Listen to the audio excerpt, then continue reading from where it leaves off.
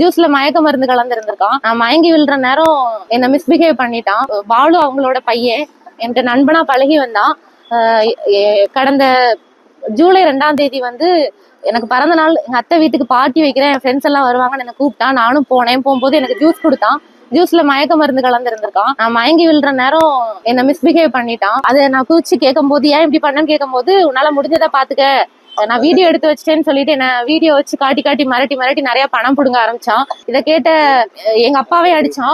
ஒரு நாள் அவங்க அரிசி கடத்தல் பண்ணும்போது நான் வீடியோ எடுத்தேன். அந்த வீடியோ எடுக்கும் போது என் மொபைலை புடுங்கிட்டு போயிட்டு என்ன அவங்க அண்ணன் வினோத்குமார் எல்லாருமே என்ன நான் அடிச்சிட்டதுனால நான் ஜிஹெச்ல போய் அட்மிட் ஆனேன். அதுக்கும் எந்த ஆக்ஷனும் எடுக்கல. இந்த சவுத் ஸ்டேஷன்ல எங்க அப்பாவை அடிச்சதுமே சாதாரண பெயிலபிள்ல தான் போட்டிருக்காங்க. அவனுக்கு பல கேஸ் அவன் மேல நிலுவையில இருக்கிறதெல்லாம் எனக்கு லேட்டா தான் தெரிஞ்சிச்சு. இது வரைக்கும் இந்த சவுத் போலீஸ் ஸ்டேஷன்ல எனக்கு எந்த ஒரு நடவடிக்கையும் எடுக்கல. எனக்கு உயிருக்கு ஆபத்துன்னு சொல்லி நான் கம்ப்ளைண்ட் கொடுத்திருக்கேன். எங்க அப்பாவை அடிச்சிருக்காங்க, கொலைவெறி தாக்குதல் பண்ணிருக்காங்க.